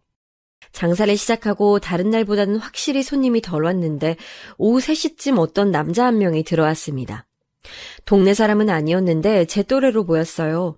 제가 원래 평소에 손님들에게 먼저 말을 거는 성격은 아닌데 그날따라 왠지 말을 걸고 싶어서 걸었더니 역시나 타지 사람이었고 일 때문에 우리 동네에 왔다고 말했습니다. 개발이 진행되면서 우리 동네에 공장이 몇 개 생겼는데 그걸 관리하는 쪽이더라고요. 저보다 2살 많았고 우리는 시간 가는 줄 모르고 대화를 나눴습니다. 그리고 그 손님은 제 첫 번째 남자친구가 됐어요. 알고 봤더니 엄마와 제가 어릴 때 살았던 그 광역시 토박이었고 고등학교도 서로 가까운 곳에서 나왔더라고요. 공통점이 있으니까 우리는 급속도로 친해지게 됐습니다. 이름은 진영이었는데 진영 씨는 제가 엄마를 모시고 병원에 갈 때마다 우리를 도와줬어요. 그러다 보니 엄마도 진영 씨를 마음에 들어 하셨고 당신께서 세상을 떠나도 저를 지켜달라고 진영 씨에게 말하기도 했습니다. 그럴 때마다 진영 씨는 오래오래 살아서 손주들도 봐야 하지 않겠냐고 대답했는데 그게 얼마나 고마웠는지 몰라요. 진영 씨와 사귄 기간이 2년이 지나고 나서 우리는 결혼 얘기를 진지하게 하기 시작했습니다. 다행히 시댁 식구들도 저를 반겨줘서 큰 무리 없이 결혼 진행은 됐는데 문제는 저희 엄마였어요. 엄마는 이미 의사가 말한 기간 이상으로 살고 계셨지만 딸인 제가 봐도 아무리 엄마를 붙잡고 싶어도 엄마는 남은 인생이 얼마 되지 않아 보였습니다. 그래서 결혼을 더 서둘렀는데 시부모님이 그런 사정을 아시고 병원에 입원도 시켜주셨어요. 가난해서 어릴 때 밥도 제대로 못 먹었던 우리 집과 달리 진영 씨의 집은 그래도 아주 재벌까지는 아니어도 꽤 잘 사는 집이었습니다. 그래도 딸 결혼식은 보고 가야겠다는 엄마의 말을 고려해 결혼식 날짜까지 바꿨어요. 시부모님은 엄마가 사실 날이 얼마 남지 않았으니 최대한 엄마 말을 다 들어주라고 저에게 말씀하셨습니다. 그때부터 저는 시부모님이 제 또 다른 부모님이라고 생각하게 됐어요. 그래서 식 날짜도 2달을 앞당겼고 엄마는 겨우 제 결혼식에 참석할 수 있었습니다. 정확히 결혼식 올리고 3주 뒤에 돌아가셨으니 만약 식날짜를 옮기지 않았다면 엄마는 제 결혼식을 보지 못하고 돌아가셨을 거예요. 이미 엄마가 돌아가실 거라는 것을 알고 있었지만 막상 진짜 돌아가시니까 너무 슬펐습니다. 아버지처럼 갑자기 난데없이 돌아가신 것도 아닌데 눈물이 너무 많이 나와 멈출 수가 없었어요. 결혼하며 국수 가게는 정리하고 남편 본가 옆에 신혼집을 얻어 광역시로 왔기 때문에 종일 신혼집에서 혼자 울곤 했습니다. 그런 저를 남편도 그렇고 시부모님도 그렇고 얼마나 챙겨주셨는지 몰라요. 결혼하자마자 상을 당해서 주위 사람들의 시선도 있었는데 시부모님은 그런 저를 제일 최우선으로 생각하시며 돌봐주셨습니다. 그래도 저도 아버지 때처럼 하늘이 무너지고 세상이 멸망한 것 같은 기분은 오래가진 않았어요.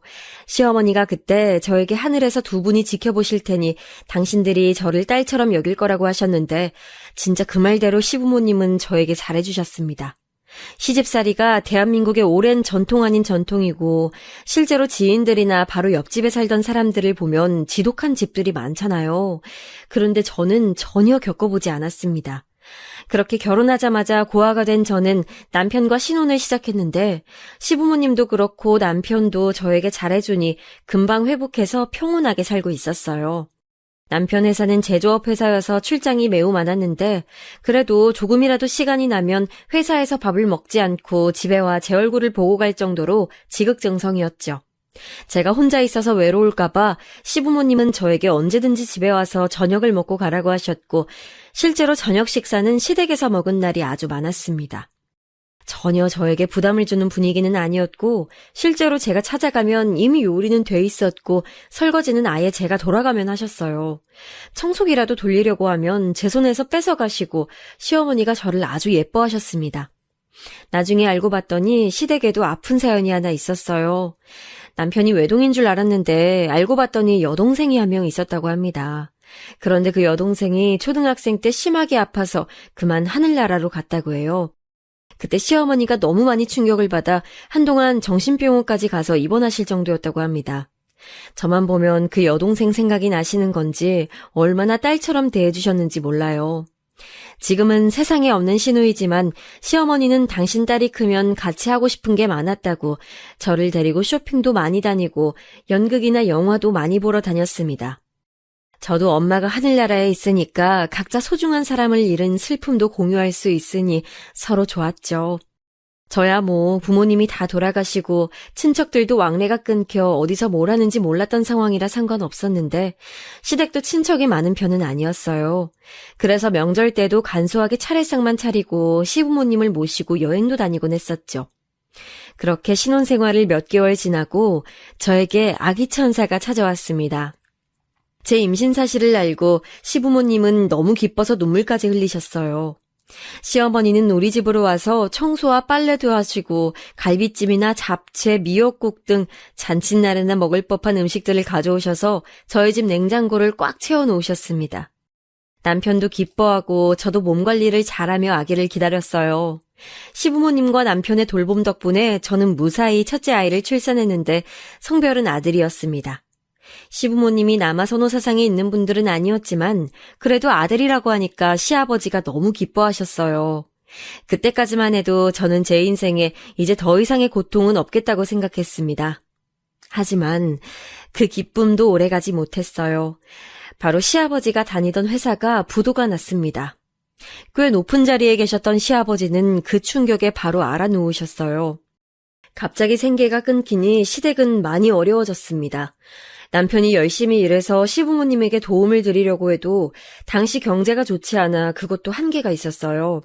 시아버지의 회사는 도저히 회생 불가능한 상태였고 진짜 하루아침에 실직자가 돼서 시아버지는 방 안에서 나오질 않았습니다. 그렇게 인자하고 박던 시어머니도 웃음기가 사라지고 겨우 우리 아들 볼 때만 살짝 웃으셨어요. 당장 생활비는 그동안 모아놓았던 돈으로 대체했지만 노후가 문제였죠.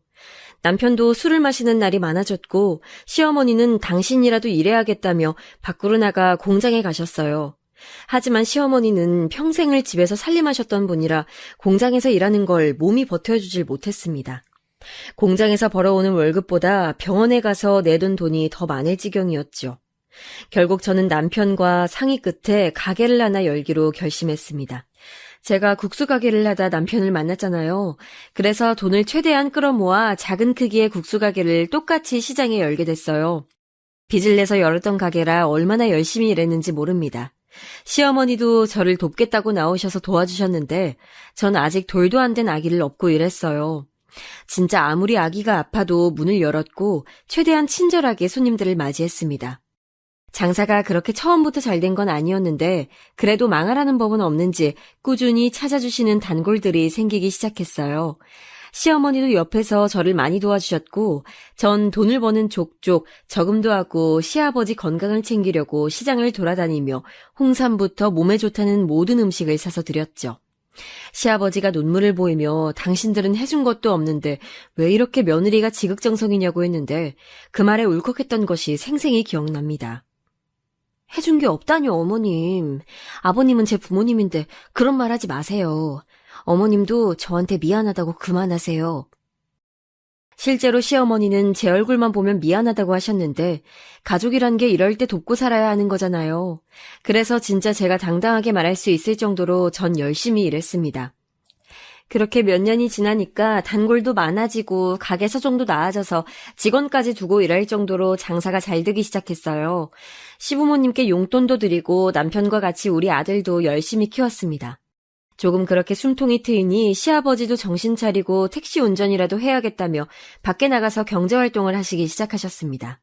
남편도 도박이나 발음 같은 문제를 전혀 일으키지 않았고 성실하게 돈을 잘 벌어왔어요.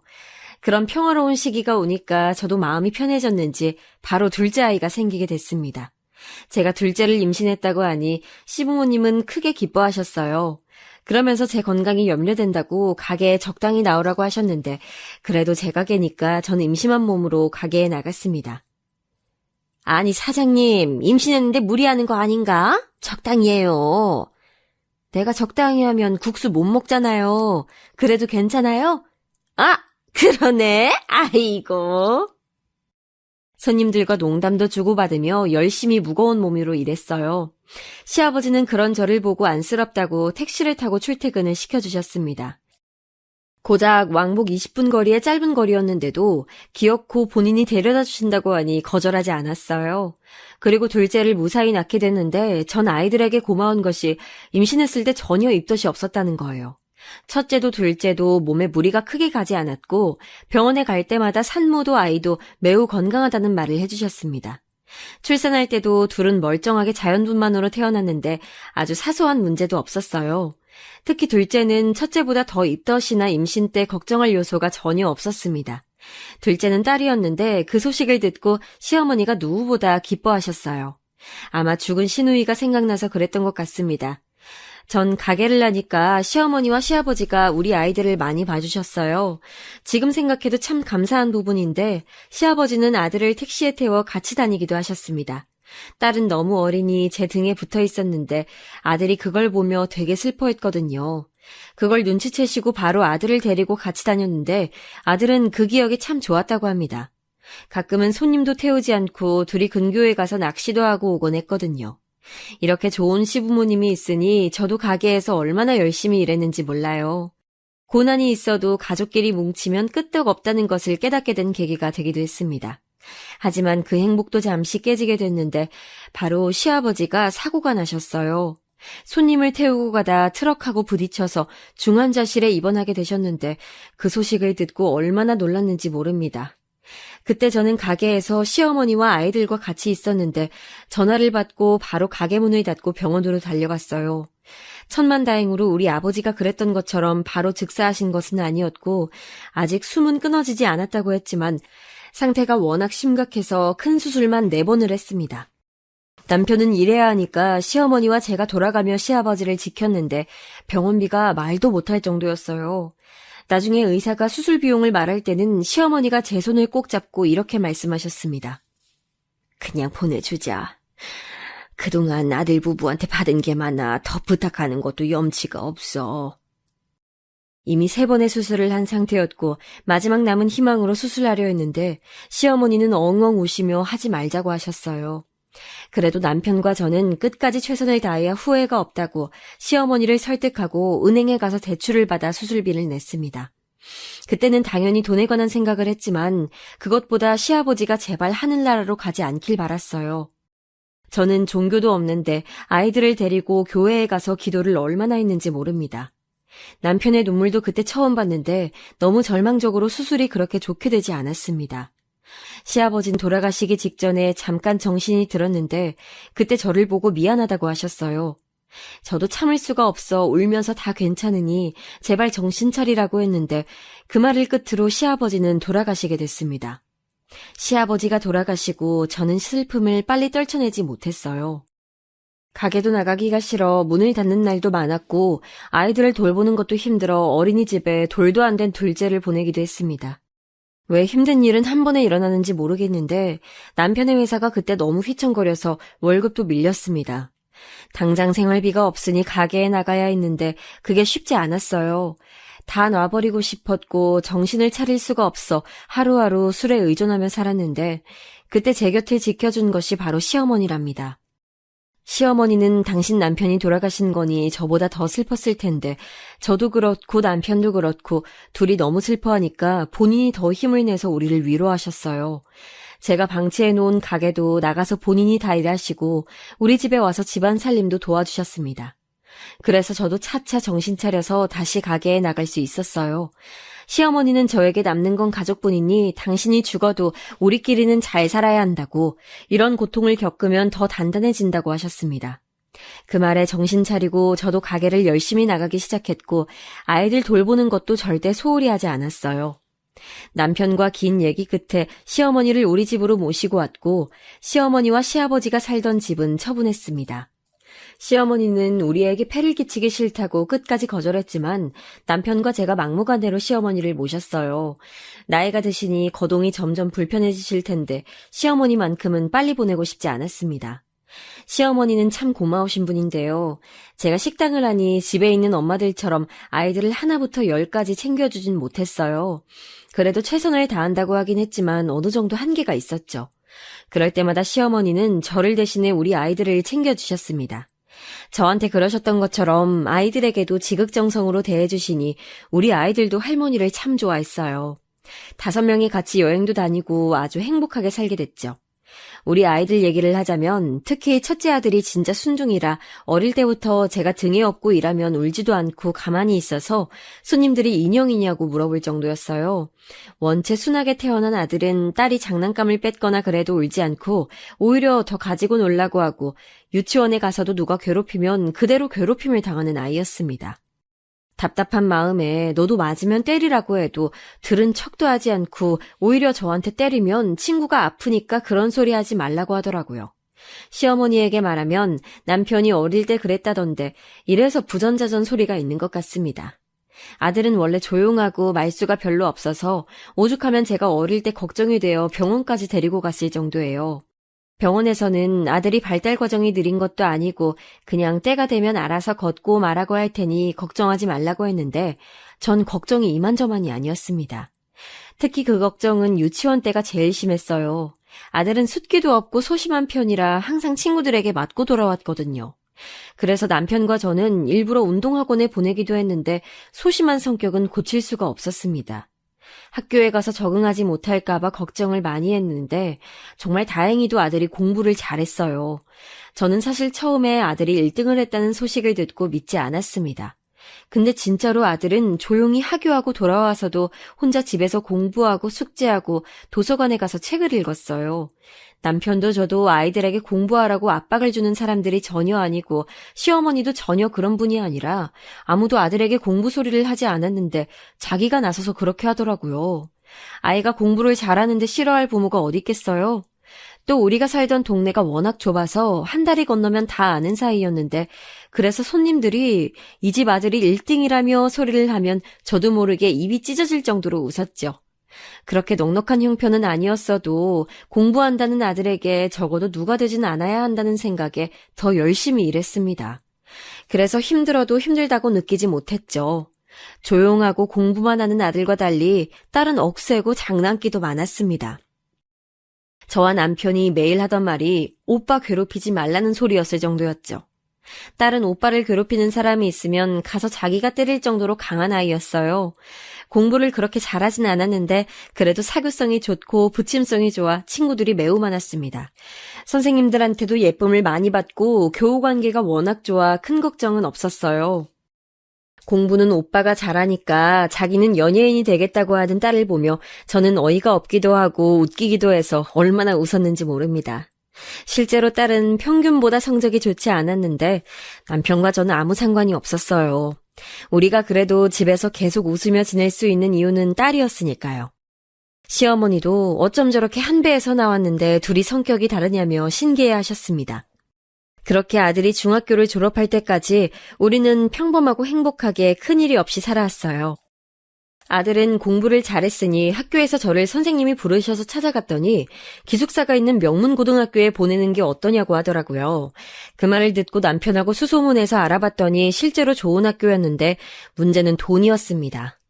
남편도 회사에 다니고 저도 가게를 했지만 그렇게 넉넉하진 않았거든요. 시어머니도 그때 한창 허리가 안 좋으셔서 병원비도 만만치 않았습니다. 그때 그런 우리 사정을 잘 알았던 건지 아들이 먼저 우리에게 말을 꺼냈어요. 엄마, 아빠, 난 그냥 집 앞에 있는 고등학교 갈래요. 괜찮아요. 어딜 가도 내가 잘하면 되잖아요. 전 아니라고 엄마랑 아빠가 돈을 더 벌어서 학교 다닐 수 있게 한다고 했는데 아들은 확고하게 말했습니다. 그리고 실제로 바로 집 앞에 있는 일반 고등학교로 진학했어요. 그런 아들을 보며 너무 미안해서 혼자 새벽에 엉엉 울기도 했습니다. 그리고 저는 미안함과 죄책감에 더 열심히 일했고 남편도 회사에서 임원까지 올라갈 정도로 일했어요. 그리고 딸이 중학교를 졸업할 때쯤 남편은 회사를 나와 사업을 하게 됐는데 정말 너무 다행히 사업이 잘 됐습니다. 남편과 제가 예상한 것보다 잘 돼서 얼마나 놀랐는지 몰라요. 시어머니는 그게 다 우리가 그동안 고생한 덕이라고 하셨는데 남편은 회사 다닐 때보다 돈을 더 벌었습니다. 사업을 하면 망하는 경우도 수도 없이 많으니 경계했는데 다행히 일이 잘 풀렸어요. 우리 부부가 여유가 생기니 가장 먼저 하고 싶었던 것은 바로 아들에 대한 투자였습니다. 남편도 저도 아들이 명문고등학교에 가지 못했던 것이 너무 미안해서 남편이 돈을 많이 벌었던 이후로 아들에게 투자를 많이 하게 됐어요. 착한 아들은 그러지 않아도 된다고 했지만 실제로 아들은 우리가 평범하게 살아 넉넉하게 교육에 투자해주진 못해도 알아서 공부해서 상위권을 유지하고 있었습니다. 남편과 저는 명문대학생을 불러 아들 과외로 붙여줬고 맛있는 것도 사주고 열심히 도와줬어요. 결국 아들은 서울에 있는 명문 사립대학교에 입학할 수 있었습니다. 입학식 때 시어머니와 같이 올라갔는데 저는 몇십 년 만에 서울을 보고 감격해서 눈물이 나왔어요. 그때는 혼자 돈 버느라 바쁘게 옥탑방에서 회사에 다녔는데 똑같은 나이에 우리 아들은 대학에 다니니 감회가 새로웠습니다. 고생하지 말라고 집도 좋은 곳에 얻어주고 용돈도 꾸준히 보냈는데 아들은 본인이 과외를 하며 용돈을 벌고 있으니 돈을 주지 말라고 하더라고요. 사는 게 바빠 많이 챙겨주지 못했는데 어떻게 저렇게 잘할 수 있는 건지 아들에게 마냥 고마운 마음뿐이었습니다. 남편은 사업이 잘 되니 저에게 국수 가게를 접는 것이 어떠냐고 말했어요. 전 가게를 운영하며 정도 많이 들었고 단골 손님이 많아 처음엔 거절했습니다. 하지만 시어머니의 건강이 날이 갈수록 나빠지기도 했고 저도 나이가 드는 건지 몸이 성하지 않아 결국 가게를 접게 됐어요. 그리고 남편이 벌어오는 돈으로 시어머니를 모시고 병원에 다니고 저도 그동안 못했던 취미생활도 하고 지인도 만나면서 지내게 됐습니다. 그렇게 딸도 고등학교를 졸업했는데 공부를 잘하진 않았던 터라 우리 지역에 있던 국립대학교에 입학하게 됐어요. 그래도 대학에 가는 게 대단하다고 남편과 저는 기뻐했습니다. 딸도 대학에 입학하고 자식들이 나가서 사니까 확실히 조금 허하긴 했는데 그럴 때마다 남편과 시어머니에게 의지를 많이 했어요. 그런데 시어머니가 어디 큰 병에 있는 건 아닌데 기력이 날이 갈수록 약해지기 시작하셨습니다. 시어머니는 그러면서 저희 엄마가 예전에 둘이 살았던 시골로 가고 싶어 하셨어요. 거기가 공기가 좋고 한적하니까요. 그래서 남편과 상의 끝에 저는 시어머니와 둘이 시골로 가게 됐습니다. 어차피 먼 거리도 아니었고 저도 운전을 할 수 있으니 20분 걸리는 시골과 광역시에 있는 집을 번갈아 살게 됐죠. 확실히 시골로 거처를 옮기고 시어머니는 예전보다 건강을 회복하셨어요. 그런 저에게 남편은 고맙다고 했는데 전 시어머니가 저에게 얼마나 잘해주셨는지 아니까 저절로 나온 마음이었습니다. 그리고 그렇게 몇 년 지나고 아들이 결혼하겠다고 여자를 데려오게 됐어요. 앞서 말했듯 시부모님이 저를 너무 잘 챙겨주셔서 저도 며느리가 들어오면 잘해줘야지 생각하고 있었습니다. 그래서 상대적으로 잘 사는 저희 집이 결혼식장 비용도 내주고 신혼집도 서울에 있는 아파트를 마련해줬어요. 예단은 생략했고 아들 부부가 잘 살면 그것보다 좋은 게 없다며 너희들끼리 알아서 잘 살라고 했습니다. 며느리가 내려올 때마다 용돈도 아들 몰래 챙겨주고 시어머니가 저한테 해줬던 것처럼 지극정성으로 대했어요. 며느리는 결혼하고 몇 달 뒤에 바로 임신했는데 그걸 알고 병원비를 포함해서 용돈도 많이 줬습니다. 아이를 낳고 요즘은 조리원이라는 것도 있는데 조리원 비용도 다 내줬죠. 백화점에 데려가서 아이들 용품을 포함해 며느리가 입을 옷과 가방도 얼마나 많이 샀는지 몰라요. 남편과 제가 그렇게 아들 부부에게 잘해줬던 건 우리가 물리적으로 떨어져 있어도 가족이란 건 서로 돕고 사는 거잖아요. 실제로 저는 결혼하고 가족의 의미를 잘 알게 됐던 사람이라 더 그랬습니다. 며느리는 저와 똑같이 남매를 낳았는데 아들이 바빠 잘 내려오지 못해서 많이 볼 순 없어도 가끔 보면 얼마나 사랑스러웠는지 모릅니다. 시어머니도 우리 아들이 아이들을 데려오면 기력이 없어 누워 계시다가도 일어나서 웃으면서 반기셨어요. 슬프게도 시어머니는 첫째 손주가 유치원에 들어갈 때 돌아가셨습니다. 시어머니는 암에 걸려서 고통스럽게 돌아가신 건 절대 아니었고 노안으로 돌아가셨어요. 마지막까지 제가 옆에 있었는데 시어머니는 본인 아들인 남편보다 제 손을 꼭 잡고 계셨습니다. 그래도 우리 부모님을 떠나보내고 시아버지도 떠나보내니 죽음은 처음이 아니라 나름 익숙한데도 눈물은 멈출 수가 없더라고요. 아무리 먼저 보낸 분들이 있어도 시어머니와 정들었던 마음이 너무 커서 주체할 수가 없었죠. 그렇게 시어머니를 보내며 전 마음속으로 더 다짐했습니다. 우리 며느리에게도 우리 시어머니가 나한테 그랬던 것처럼 잘해줘야지 생각하며 며느리가 명절에 내려오면 진짜 손에 물 한 방울 묻히지 않았어요. 올 때마다 용돈을 오히려 줬고 고생한다며 말했습니다. 손주들이 보고 싶어도 보고 싶다고 말하면 부담이 될까봐 자주 연락하지도 않았어요. 심지어 저는 며느리가 작은 카페를 열고 싶다고 해서 남편과 가게까지 열어주기도 했어요. 주변에서는 며느리가 불려오라고 했는데 전 그런 지인들에게 그런 소리 하지 말라고 일부러 말하기도 했습니다. 그냥 진짜 좋은 마음으로 베풀었던 거예요. 그러던 어느 날 사건이 일어났습니다. 시댁 친척 결혼식이 있었어요. 마침 그게 또 서울이었고 아들 집과 5분 거리에 있는 곳에서 한다는 말을 듣게 됐어요. 남편은 일하느라 너무 바빠 올라가지 못할 것 같아 혼자 가게 됐는데 마침 또 아들은 주재원으로 외국에 나가 있어서 아들 집에는 며느리와 아이들만 있었습니다. 그때 한창 며느리도 그렇고 손주들도 그렇고 제가 2년을 못 보고 있어서 오랜만에 얼굴이나 볼까 싶어 올라갔어요. 사는 게 바쁘기도 하고 며느리가 아이들 교육에 관심이 많아 신경을 쓰는 것을 아니까 간 김에 용돈도 많이 주고 오려고 남편에게 말해 봉투까지 챙겨서 올라갔습니다. 당연히 미리 말하고 올라갔는데 오랜만에 보니까 시골에서 반찬도 많이 해서 가지고 갔어요. 기차를 타고 서울에 도착했는데 너무 번화가라 사람이 어찌나 많은지 정신을 차릴 수가 없었습니다. 그래도 반찬통을 끌어안고 겨우 택시를 타고 도착해서 문을 두드렸더니 한참 뒤에 며느리가 문을 열어줬어요. 어머님 오셨어요? 들어오세요. 들어갔더니 손주들이 거실에 있는 아주 큰 테이블에서 공부하고 있더라고요. 오랜만에 보니까 너무 반가워서 용돈도 주고 챙겨온 간식도 주려고 했는데 며느리가 아이들 학원에 가야 한다고 바로 데리고 나가더라고요. 다녀오라고 하고 혼자 또 냉장고에 반찬을 넣고 겨우 한숨 돌리니 며느리가 집에 들어왔습니다. 아이들이 집에 올 시간에 맞춰 둘이 열심히 저녁 준비를 하고 있는데 며느리가 예전과 반응이 달랐어요. 예전엔 그래도 제가 말을 걸면 대답도 잘해줬는데 이젠 냉랭하더라고요. 속으로 아들이 주재원으로 나가 있어서 외로워서 그런가 생각이 들었습니다. 그래도 오랜만에 본 며느리와 손주들이 반가워서 내색하지 않았고 아이들이 집에 오고 같이 저녁을 먹었어요. 그리고 하룻밤만 자고 가기로 이미 말이 되어 있어서 어디서 자냐고 물어봤더니 저는 믿을 수 없는 말을 들었습니다. 어머님, 진짜 저희 집에서 자려고요? 애들 공부 방해돼요. 나가세요. 아유, 그렇다고 진짜 잠을 자려고 하시면 어떡해요. 저는 손주들 앞에서 저런 말을 들으니 민망하기도 하고 당황스러워서 한마디도 하지 못했어요. 가만히 있는 저에게 아파트 옆에 모텔이 있다고 저에게 3만 원을 주며 가라고 하더라고요. 심지어 그 집은 저와 남편이 사준 아파트거든요. 그런데도 하룻밤도 재워주지 못한다고 나가라는 며느리를 보며 너무 서러웠습니다. 물론 무언가를 바라고 한 행동은 아니지만 그동안 며느리에게 물질적으로도 심적으로도 정말 부족함 없이 잘해줬거든요. 네가 어떻게 그럴 수 있냐고 하려다가 그냥 저 혼자 꾹 참으려고 이를 악물고 나가려고 가방을 찾고 있었습니다. 며느리는 안방 문을 닫고 들어갔고 전 눈물이 나오는 것을 꾹 참고 손주들의 얼굴을 한번 쓰다듬고 나가려는데 갑자기 어린 손녀가 저를 붙잡더니 말을 꺼냈습니다.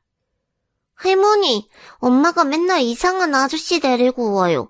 우리 아빠는 언제 집에 와요? 뭐? 그게 무슨 말이야? 엄마가 밤만 되면 아저씨 데리고 집에 오는데 무서워요. 오늘도 그럴 것 같아요. 가지 마요, 할머니. 믿을 수 없는 말에 전 바로 며느리를 찾아 안방으로 가려다가 만약 이게 사실이라면 증거가 필요할 것 같았습니다. 그래서 손주들을 데리고 며느리에게 말하고 오늘은 내가 데리고 가겠다고 했어요. 그랬더니 며느리는 손을 휘휘 저으며 알아서 하라고 하고 전화하기 바쁘더라고요. 집을 나와 아이들에게 물어봤더니 손녀의 말대로 손자도 그게 사실이라고 말했습니다. 전 모텔에 아이들을 데리고 가서 절대 나오지 말라고 하고 아파트로 가서 기다렸더니 진짜 제가 아들에게 마련해준 아파트로 모르는 사람이 들어가더라고요.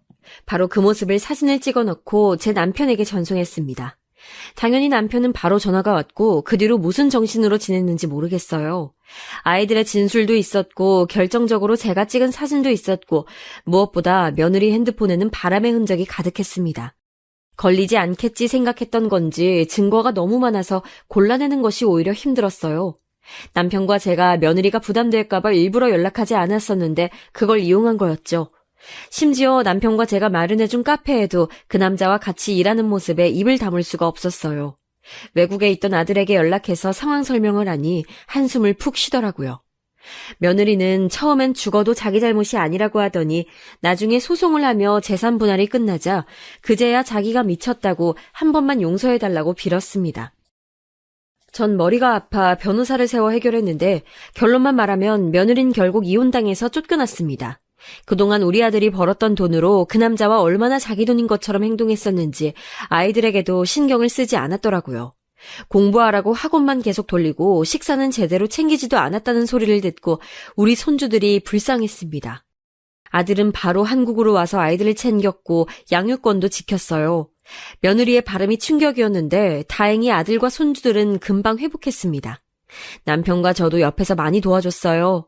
며느리는 잊을만 하면 연락이 와서 한 번만 봐달라고 사정했는데 아들은 꿈쩍도 하지 않았습니다. 우리 재산으로 그동안 잘 먹고 잘 살더니 갑자기 빈털터리가 된 터라 아무래도 마음이 급했겠죠. 그래도 우리 가족은 아무도 흔들리지 않고 며느리를 쫓아냈습니다. 딸은 이 내용을 알고 참을 수 없다고 찾아가서 화내겠다고 해서 제가 말리느라 얼마나 고생했는지 몰라요. 제 사연은 여기까지인데 재밌게 들으셨는지 모르겠습니다. 앞으로 남은 인생은 남편과 우리 자식들 그리고 손주들과 행복하게 살도록 노력하려고요. 들어주셔서 감사합니다. 다들 몸과 마음 둘 다 건강히 지내시길 바랄게요.